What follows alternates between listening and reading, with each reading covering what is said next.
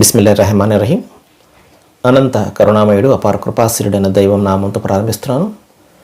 మీతో 2 నిమిషాల కార్యక్రమం ఖురాన్ యొక్క ప్రవచనం. మహాశైలారా, ఈ రోజున కూడా దైవము కొన్ని మానసికమైనటువంటి దుర్గుణాలు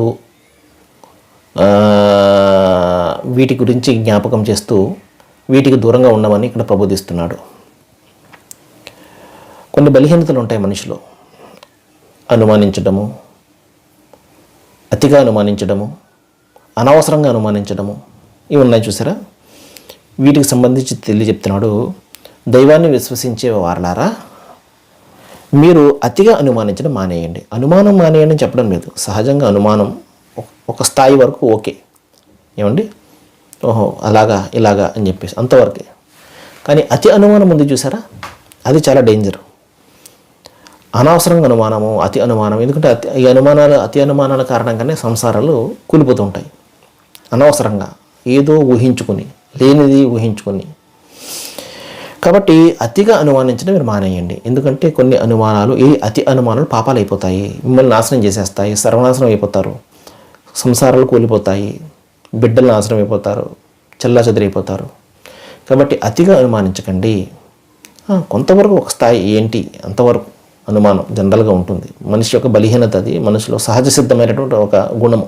మైనస్ పాజిటివ్ ఏదైతే ఉన్నా నెగిటివ్ కూడా ఉంటాయి కదా. కాబట్టి మనిషిలో సహజంగా అనుమానం ఓకే. అదే పనిగా అనుమానించడము, అనవసరంగా అనుమానించడము, అతిగా అనుమానించడము, ఇది డేంజర్. అలాగే గూఢచారులుగా వ్యవహరించకండి. ఒకరి సీక్రెట్ వ్యవహారాల్లో మీరు తలదూర్చకండి. ఇప్పుడు ఈరోజు ఎక్కువైపోయింది. అనవసరంగా సీక్రెట్ కెమెరాలు పెట్టి అతను ఏం చేస్తున్నాడు ఏంటి, అతని వ్యవహారాలు ఏంటి, లేకపోతే స్పై కెమెరాలు పెట్టి అతని ఫోన్లో పెట్టి కాల్ రికార్డులు ఎవరికి ఏం చేస్తున్నాడు ఏంటి. సరే, కొన్ని సందర్భాల్లో పోలీస్ వ్యవస్థలో ఆ నేరాన్ని తెలుసుకోవడానికి ఉపయోగించడం అది అంతవరకు ఓకే.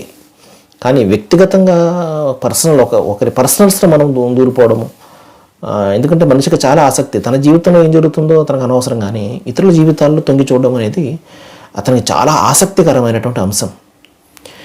ఇది ఎక్కువగా చేస్తూ ఉంటాడు ఏదో విధంగా. అదేం జరుగుతుంది ఏంటి అని చెప్పేసి దైవం తెలియజేస్తున్నాడు.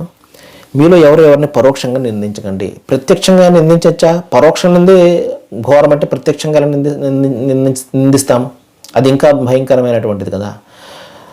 కాబట్టి ఒక సహచరుడు ప్రవక్త, మరి ఒకవేళ నేను చెప్తున్నటువంటి లోపం అతనిలో ఉన్నట్లయితే అన్నాడు. లోపము ఉంటేనే అది పరోక్ష నింద అవుతుంది, అతన్ని సమక్షంలో చేయనప్పుడు. లేనిది చెప్తే అది అపనింద అవుతుంది అన్నారు ప్రవక్త వారు. కాబట్టి సోదరులారా, అన్నీ ఈ మానసికమైనటువంటి నైతికమైన